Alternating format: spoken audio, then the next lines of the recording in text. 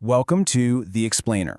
So today, we're going to dive into a pretty amazing story about a top athlete, someone who found her path to victory, not through raw power, but through pure strategy. Okay, so this is Anna Bright. She's literally one of the best pickleball players on the planet. And that quote you just saw, that's her talking about her own athletic ability. Can you believe it? She calls herself a below-average athlete. So that just begs the question, right? How in the world does a self-described below-average athlete become number 3 in the world? Well, the answer is just, it's a total masterclass, especially for any young athlete out there who feels like they're hitting their own limits. Let's break down exactly how she pulled it off. Okay, so let's start with what feels like a total paradox. On one hand, you've got the story of just, immense achievement. But on the other, this constant feeling of not quite measuring up. I mean, look at this resume. By any measure, Anna Bright was a classic overachiever. We're talking valedictorian of her high school class. Oh, and she graduated a year early. She was the number 2 tennis recruit in the entire nation. Then she goes to a top school, UC Berkeley, plays D1 tennis, and double majors in business and data science. I mean, come on.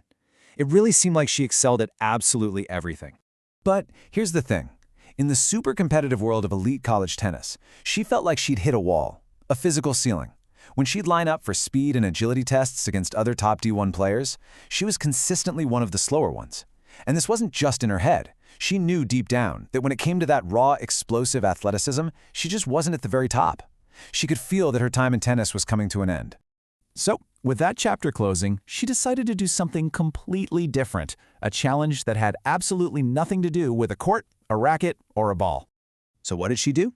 After college, she decided to do something incredibly hard, just to see if she could. She hiked the entire Pacific Crest Trail, by herself, solo. We're talking over 2,600 miles, all the way from Mexico to Canada. Just think about that for a second. And that journey was a total mental reset for her. It was a complete pivot. She traded those split-second explosive demands of tennis for a slow, grueling, long-haul test of just pure endurance and willpower. It was a journey that played perfectly to her mental toughness, not her physical speed. Okay, so after the trail, she finds something new, a whole new arena. And in this arena, a completely different set of skills was what mattered most. And this really gets to the core of it, the fundamental difference between these two sports. Think about it. Elite tennis is so often about raw power, about explosive speed. But pro pickleball, it's more like a high-speed chess match, especially in doubles. It's a game that rewards quick thinking, fast hands, and crucially, anticipating what your opponent is going to do next. And this is where everything clicked. Her true gifts suddenly became crystal clear. Things like consistency, just outlasting people, smart decision-making, hitting the right shot at the right time, having fast hands at the net, and being able to anticipate the play before it even happens. These were all things she had from tennis, but in pickleball, they became her superpowers. All that stuff about not being the fastest runner, suddenly it didn't matter. Her mental game became her ultimate weapon. Of course, to really prove that this new approach could work at the highest level, she had to face the most dominant player in the game, a true phenom. And that force is Anna Leigh Waters. This is someone who turned pro at just 12 years old. She's considered a once-in-a-generation talent, a pure pickleball athlete who has basically been dominating the sport since she was a little kid. And Anna Bright is super realistic about this challenge. She's not trying to be Anna Leigh Waters. Her goal is different. It's to find a strategic path, a smarter way to compete and to win. It's all about using her unique brain for the game, to close that talent gap. So this brings us to the real takeaway here.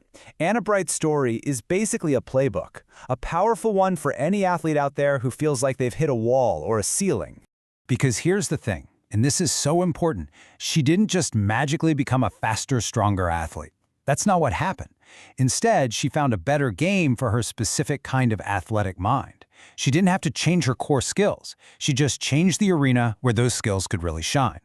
And really, this story isn't just about pickleball, right? It's a prompt for all of us. It's asking you to look at your own unique talents and think, okay, where can my specific skills give me that unfair advantage? It's about asking yourself, what's the arena where you are built to win?